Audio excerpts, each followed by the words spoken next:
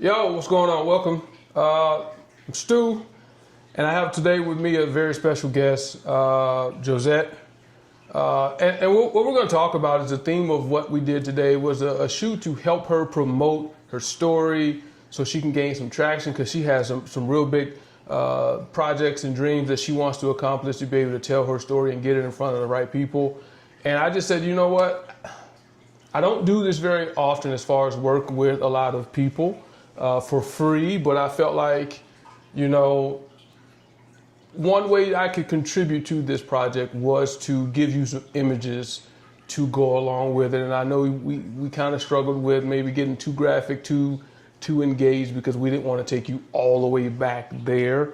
But I think we were able to accomplish exactly what it is I had my vision set on. So if you could please introduce yourself and give a little bit of a story about who you are.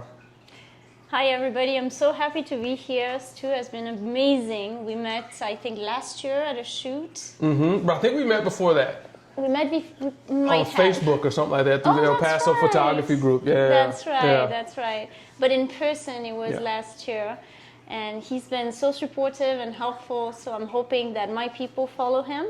That's part of this too. Who I am, my description on Facebook is human because I'm just a work in progress like everybody else. Very, very blessed, lucky, whatever it is that you believe in, but positively because people like Stu are helping me in many ways to get my story out. I'm in the process of having my own production and being made. So this week will be official. It's going to be Josette XMP production, and I am the producer, director, actress, and voiceover in one of my movies, which is The Prostitute's Daughter. That's me. Mm-hmm. And my documentary, Homeless with a PhD, that's me too, tracing my healthcare journey. So that's a powerful, just Prostitute's Daughter. That's a very powerful title, and it takes a lot of gumption and just self-empowerment to name a big project, something like that. So tell us about why that title. I think that most people that have met me only see one very true side of me, which is I tend to be an overachiever. I'm happy. I like to make people laugh, but I also have a very dark story. Mm-hmm. And I was born in Miami from a woman that lived with different types of addiction, and she had severe mental health, bipolar disorder, schizophrenia.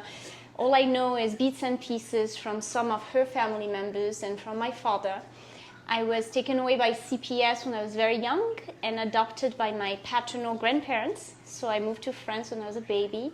So that would explain the French accent. Yes. For everybody wondering, like, what is she doing in El Paso? El Paso's home. Don't get me wrong. I've been here for a very long time. El Paso's home. I came to the United States when I was 16 years old because I was failing in school very badly, extremely rebellious. I failed 2 grades, which is rare in France, very rare. Labeled at risk, special ed, labeled will never achieve anything. And so my father kind of came back into the picture at that time in my life to help me do this because my grandfather had passed away from a cancer and he was my guardian at the time. Mm-hmm. So I went to Dallas at 16 years old and did the only thing I could do without any education and without speaking English. I became a cowgirl. Mm. Wow. Yeah. Well, I mean, I guess going to Dallas, I can see that. There's plenty of ranching going on. And about what time frame was this? Oh, I was 16 and I'm 40 now, so it's been a long time. Yeah, I can see that going down in Dallas. Yeah. I was in Irvine specifically. Yeah. And so how did you get to El Paso? I followed a boy. So my story to me from Dallas to College Station, where I was a babysitter living in, much easier job for a 16-year-old girl. And I eventually went to college for ESL classes, and I met a gentleman from Chihuahua who we started dating, and eventually told me, I'm going to go back to El Paso, you want to go? And as that turning 17-year-old rebellious girl, I was like, heck yeah, I don't even know where that's at, but I grabbed my backpack and I was ready to go. So now fast forward to kind of where you are now. You're dealing with some medical issues, and you came into a roadblock. So briefly talk about that. All right, my medical journey has been wild. So for over 10 years, I had episodes that kept on worsening, coming and going, where I would lose my balance, my eyesight, my cognitive abilities, just losing control of my emotions and bodily control in general. I mean, the list was wild. That has to be scary. It was terrifying. And it was all brushed off with severe mental health, which I never denied having had, because I do live with reactive attachment disorder and depression and anxiety and complex PTSD. But I was doing the work, you know, I was going to support groups, to therapy, I was reading, I was exposing myself to all the possible material to help my mental health. And even with all the medicine that I tried, it kept on getting worse. So I knew at some point that it was definitely not just mental health. And I had physical things that couldn't be denied. Swollen lymph nodes, loss of eyesight. So in 2022, I was so blessed in a dramatic type of way.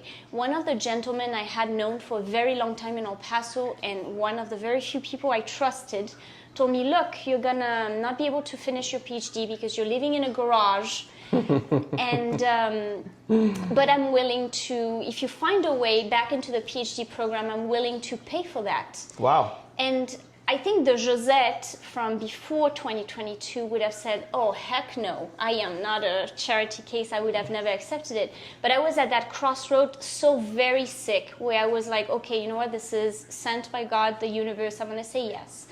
And I applied to the Interdisciplinary Health Science PhD at Utah. I got accepted. I got in.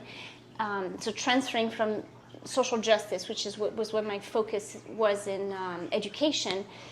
And once it was time to pay, that gentleman had intentions, which was very traumatic as well, because he was an older gentleman with daughters that were older than me, and someone I had known for such a long period of time that I would have been the last person in my mind that would have such intentions. So because I was on my path forward, I gave myself 48 hours to cry, scream, and I called my very good friend Vince, who doesn't live in town, and I was like, look, Vince, this is the situation. If I want to stay in the program, I'm going to have to apply for loans, but that's going to take a while. So he paid my first installment plan. I got loans. I paid him back. And I was able, thanks to Vince, to complete my PhD. Wow. Sorry, that was a lot, right? No, I think it just gives the audience like a lot of like insight into who you are, what we're potentially trying to do here with the images that we produce today, and just the whole backstory. And you know, it's crazy how some people with everything seem like they have nothing, and the people with nothing seem like they have everything. It's weird how that shifts. I think because the people with nothing, they're more appreciative to the most minute little thing that you give them, even if it's just conversation, even if it's just eye contact, even if it's just a hello or good morning. They really soak all that in.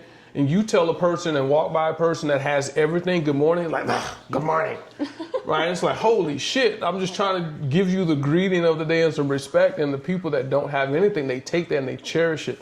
But I just really wanted to, like, get you here and use what I feel like is my superpower, which is the vision of photography, and be able to, instead of tell your story, because you're such a great storyteller. I don't think I am, right? So I feel like I tell my stories best through camera and through images and put it all together. And so when I ask you to do this, I know it's hard, especially someone like you who's always bubbly, to dig deep inside of themselves and pull some of that stuff back out. And I know, based on doing a domestic violence project last year that kind of flopped because of the same thing, where you asking someone who is trying to heal to bring up those scars and scratch those scabs back off. And some people are not in a good mental place to do that. And that's why I asked you numerous times before we did this, are you ready? This is what I'm wanting you to do. Is this going to be okay? Are you going to be okay? That's why throughout the session I kept asking you, are you okay? And there was a couple of times I could see the look in your eyes, and I just stopped and I said, where are you? where did you just take yourself? And you were like, I took myself to X situation. Because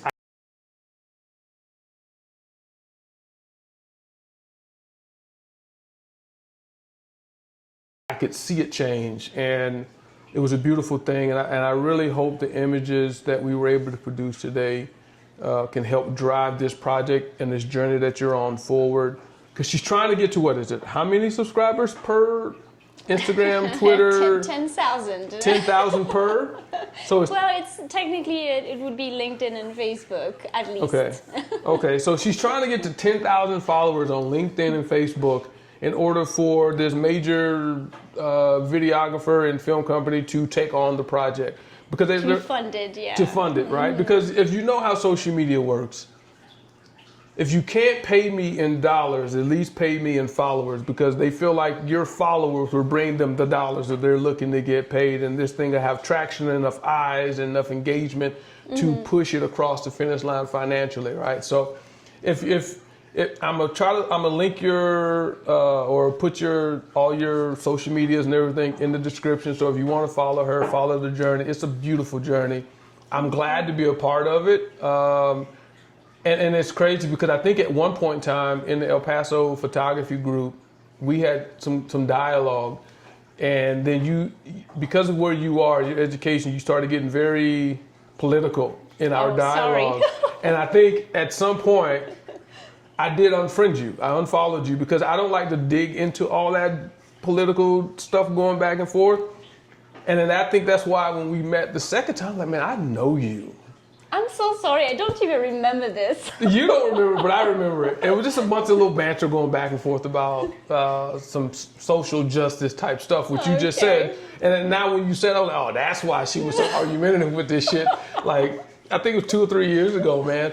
And then when I heard your voice at the photo meetup, and I'm like, man, she sounds familiar. And then you started telling your story. I'm like, holy fuck, that sounds even more familiar. We know each other somewhere, somehow. And you started talking, and I started like, oh shit. And I said it to myself, like, she's the motherfucker I unfollowed because she got married. I'm so sorry. You know, but the experience that we had at that photo meetup was so dynamic.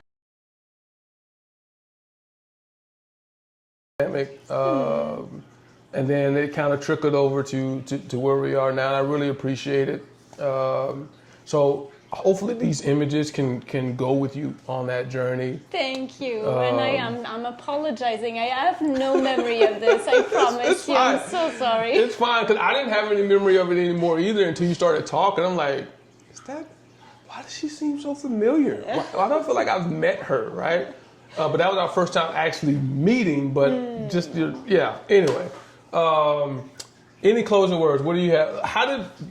What did today's session do for you, if it did anything? It was very empowering because I had to be vulnerable. And so whenever you asked me to go back to that painful place, that was back in 2018 when I got raped by my landlord, drugged and raped by my landlord, which I was already house insecure as it was, and I ended up again going through that because of the trauma.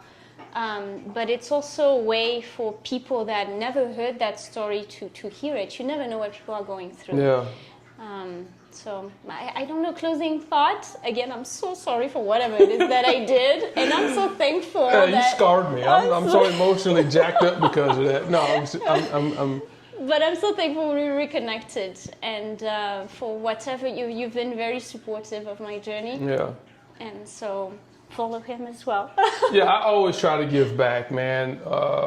Not everything's about the money. I know money makes this world go round, but I felt like this was an opportunity to use my talent, my gift, that I feel like I was blessed with to help you get to wherever it is that you're trying to go with your story, to get seek your own medical diagnosis on your own. If I can't fund it financially, but I feel like if I can empower your movement with some very graphic and emotional tied photos that people can now look at those photos, hear your story, and say, you know what, this is someone I want to help get there. So if that's what I can do, I feel like I did my part. Thank you. And I do have my diagnosis now. It's called relapsing MOGAD. So it's official. In fact, there was an article that came back about it, about my diagnosis and my story 2 weeks ago on Rare Diseases Day. So if people look me up, I show up. What is the name of it again? The diagnosis is relapsing MOGAD, MOGAD. Very rare, similar to multiple sclerosis. The episodes are more severe. Each one is more severe and lengthy. But the recoveries in between is much better than multiple sclerosis. So right now, my focus is maintaining recovery because my infusions, if I had the money, I would be able to get them every 3 to 6 months in Juarez, but it would cost me $4,000 each for life. Oh, wow. And so this is in Mexico. We're talking in Mexico. So you probably multiply that by like 10 here. I would cost an average $100,000 a year in treatment and care in the United States for life, which is making it hard, again, politically to get me there. Wow. So once again, I'm so glad you found the diagnosis. Hopefully they find some type of cure. And you can be the voice for that. Thank you. There is a cure, stem cell transplant, but well, it's the transplant, for millionaires. Yeah, for millionaires, right? The millionaires cure. Yeah. Everyone else is just like, figure it out, But however I can help going forward, I'm more than willing to put and do some more images as we get to that, if we ever decide to do that. But I thank you for coming on. Thank you for coming over as well and opening yourself up and being vulnerable. Thank you so much, Stu. Yeah, so with that, we're going to wrap it up. I'm going to embed some images into this. Please follow her journey. I'm going to link all her socials in the description. And until the next time, man, I love y'all. Peace.